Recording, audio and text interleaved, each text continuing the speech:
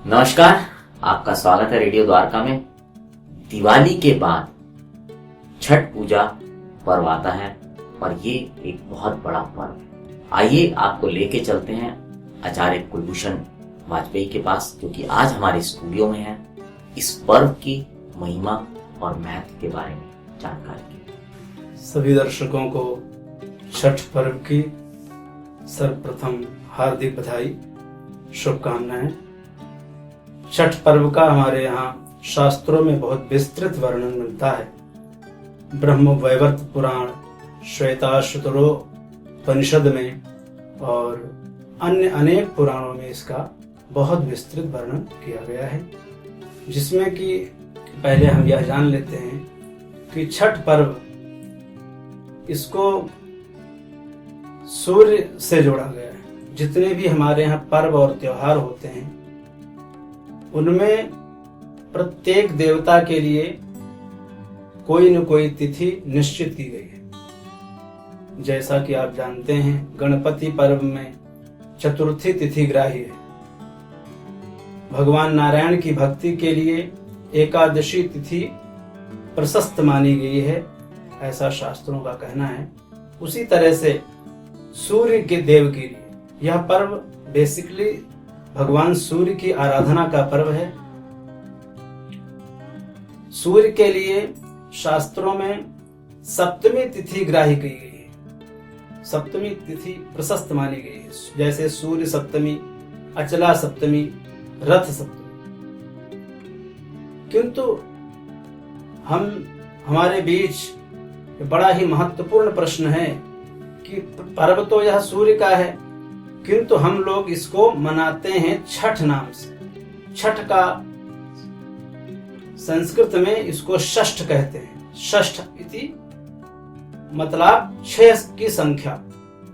तो ये पर्व हमारे लिए और भी महत्वपूर्ण हो जाता है। यह पर्व अनेक वैज्ञानिक, शास्त्रीय और स्वास्थ्य की दृष्टि से हमारे लिए बहुत महत्वपूर्ण है। यह छठ पर्व इसको क्यों कहते हैं? क्योंकि यह पर्व हमारे स्वास्थ्य के लिए और हमारे भौतिक सुख साधनों के लिए और परमार्थिक लाभ के लिए बहुत महत्व रखता है। जैसा कि आप सब जानते हैं कि यह पर्व मुख्यतः भारतवर्ष के बिहार राज्य में मनाया जाता है और यह पर्व 3 दिवसीय पर्व होता है। इसमें 3 दिवस की जो है विधिवत पूजन आराधन किया जाता है और यह शुद्धता, सात्विकता से भरा हुआ पर्व है। इसमें पंचमी से यह पर्व प्रारंभ होता है, षष्ठी और सप्तमी तक चलता है। अब यहाँ महत्वपूर्ण प्रश्न यह है कि इस पर्व में हम शक्ति अर्थात प्रकृति और प्रकृति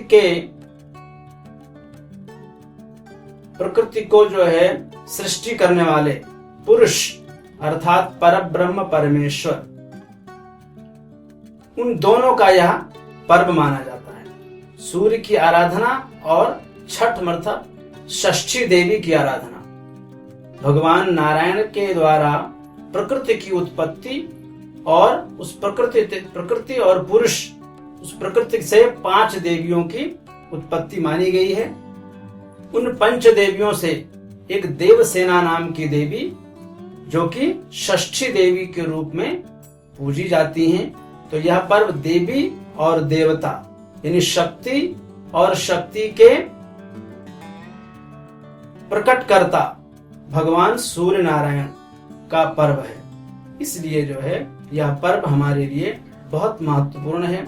इसमें शक्ति और शिव अर्थात शक्ति के प्रकटकर्ता, इन सब की आराधना की जाती है। अब हम इसकी विधि में चलते हैं। ठीक है, इस पर्व की विधि क्या है, इसको जो है शास्त्रों में कैसे वर्णित किया गया है, इसका बहुत विस्तृत एक श्लोक बताया गया है कि कार्तिके शुक्ल पक्षे तु निरामिष परो भवेत, पंचम्याम एक भोजी स्यात्, वाक्यं दृष्टं परित्यजेत, षष्ठ्यां चैव निराहारः, फलपुष्पसमन्वितः सरित्तटं समासाद्य गन्धदीपैर्मनोरथैः धूपैर्नानाविधैर्दिव्यैर्नैवेद्यैर्घृतपाचितैः गीतवादाद्यविधिश्चैव महोत्सवसमन्वितैः समभ्यर्चरबिम्भक्त्या दद्यार्घ्यं विविश्यते रक्तचन्दनसम्मिश्रम् रक्तपुष्पाक्षतान्वितम्। अर्थात यह पर्व हमारे जो 12 महीने होते हैं उनमें से कार्तिक मास के शुक्ल पक्ष को प्रारंभ होता है। तो शास्त्रों में वर्णन है कि कार्तिक मास में हमें निरामिष रहना चाहिए। हमारा जो भोजन है वह शुद्धता और सात्विकता भरा होना चाहिए। और यह पर्व पंचमी से प्रारंभ हो जाता है। पंचम्याम एक भोजी च, पंचमी को क्या करना चाहिए? तो पंचमी तिथि को एक बार भोजन करने का विधान बताया गया है। दुष्टम च परित्यजेत, और इसमें एक बात और ध्यान रखनी होती है कि इस व्रत के पूर्व हमें अपने वाणी पर नियंत्रण करना होता है।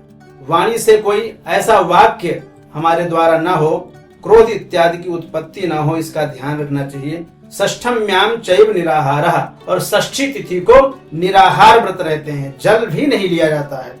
भोजन की तो बात ही क्या है।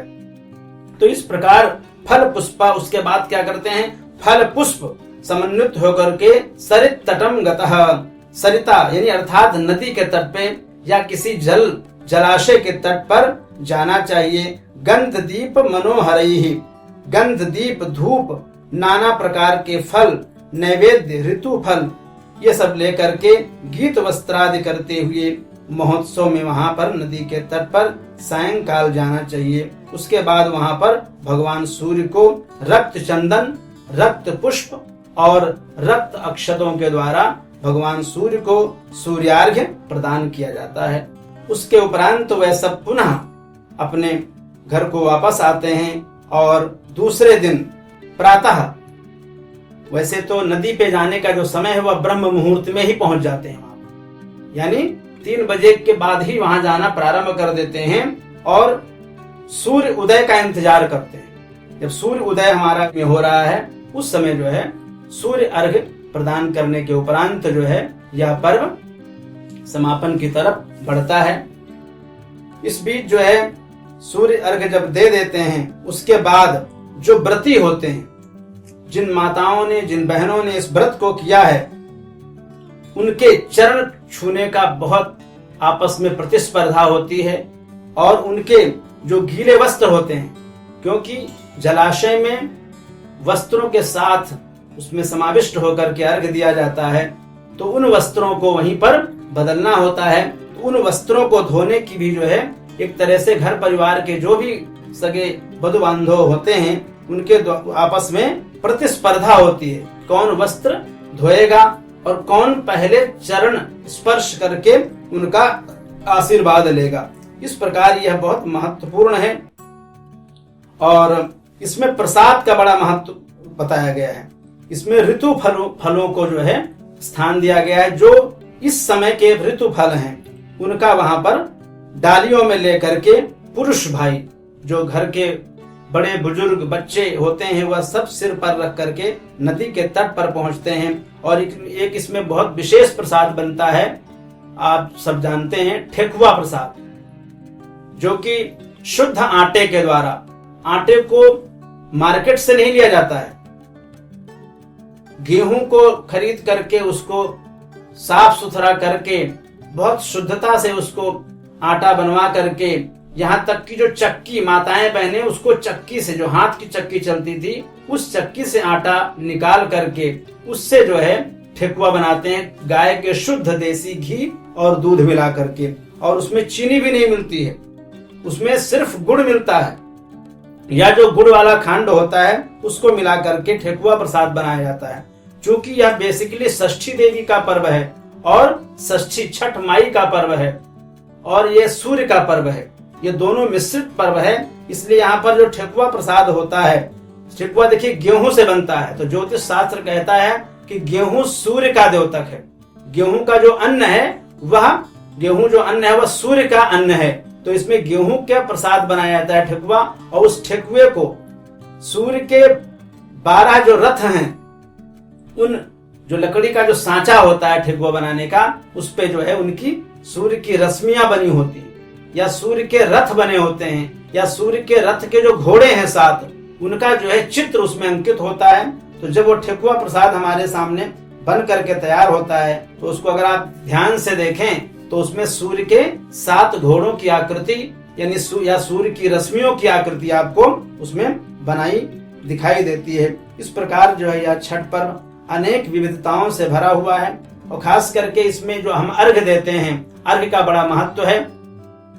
और देखिए, जितने भी पूजा पाठ होते हैं हमारे यहाँ, प्रत्येक दिन कोई न कोई पर्व त्योहार मनाया जाता है, और सभी में भगवान सूर्य की आराधना की जाती है। किंतु यह एक अद्भुत पर्व है, क्योंकि इसकी शुरुआत हमारे डूबते हुए सूर्य को अर्घ देने से प्रारंभ होती है।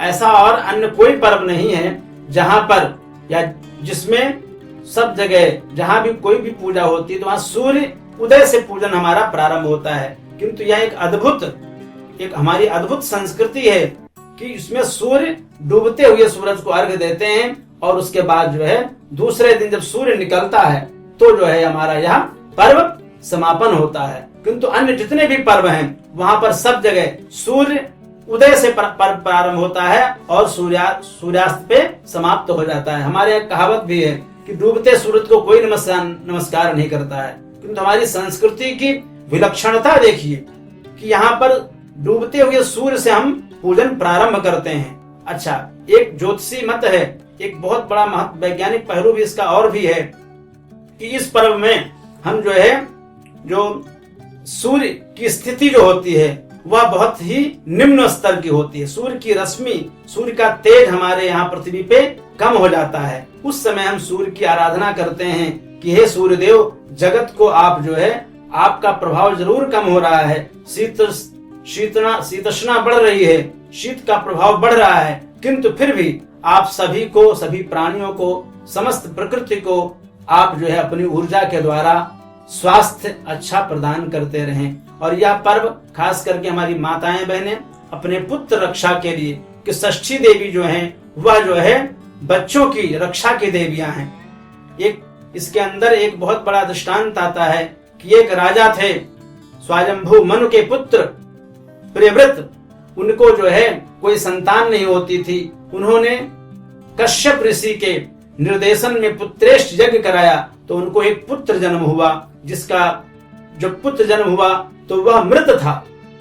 तो उस पुत्र को लेकर के, वे उस शिशु को लेकर के रुदन करने लग गए और ईश्वर का आराधना करने लग जाते हैं। तो एक दिव्य विमान आता है, उस विमान पर षष्ठी नाम की देवी बैठ करके दिव्य वहां पधारती हैं और उनसे उनके पुत्र को जीवित कर देती हैं। और वह राजा बहुत प्रसन्न हो जाते हैं और वह देवी उनको कहती हैं कि तुम आज से षष्ठी व्रत महोत्सव का जो है श्री गणेश करो।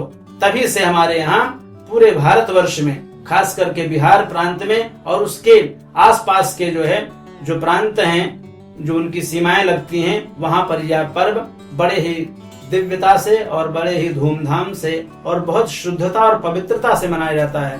तो माताएं बहनें इस पर्व को अपने बच्चों की रक्षा के लिए और संतान प्राप्ति के लिए की जाती हैं, क्योंकि हमारी संतान ही हमारे देश को, हमारे राष्ट्र को आगे बढ़ाती हैं और आने वाले समय में हमारे देश के गौरव को और आगे बढ़ाएं। ऐसी हम जो है प्रार्थना करते हैं भगवान सूर्य से। और इसमें सूर्य अर्घ का मंत्र भी हम एक बार बोलेंगे। और ये जो भी भक्तगण हैं, जो भी माताएं बहनें हैं, उनसे निवेदन है कि इस मंत्र के द्वारा सूर्य अर्घ देते हैं तो निश्चित है कि उसका प्रभाव बढ़ जाता है। ऐसा जैसा कि हमारे शास्त्रों में वर्णन किया गया है, ऋषियों ने बोला है, तो उस मंत्र को ध्यान पूर्वक सुने और वैसा ही करके आप जो है अर्घ्य प्रदान करें। एहि सूर्य सहस्रांशो तेजो राशि जगत्पते अनुकंपय मां भक्त्या गृहाणार्घ्यं दिवाकर। ये पौराणिक मंत्र है। इसका कोई भी मंत्र वाचन करके इस मंत्र का अर्घ्य दे सकते हैं। एक छोटा मंत्र और भी है, बीज मंत्र है, उससे भी आप जो नहीं बड़े मंत्र से कर सकते हैं, वह छोटे मंत्र से भी सूर्य भगवान को अर्घ्य प्रदान कर सकते हैं। ओम घृणिः सूर्याय नमः, इस मंत्र से भी दिया जा सकता है।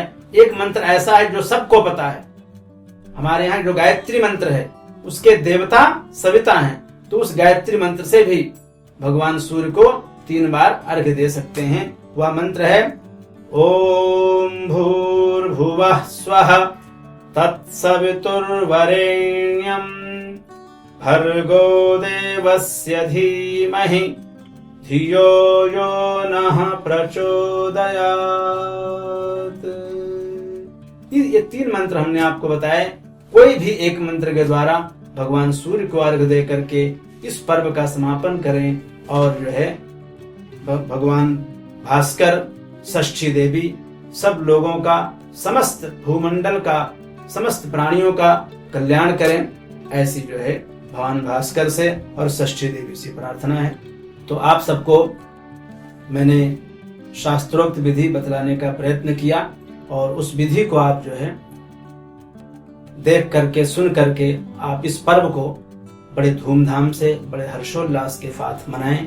आप सबको बहुत बहुत शुभकामना, बहुत बहुत बधाई।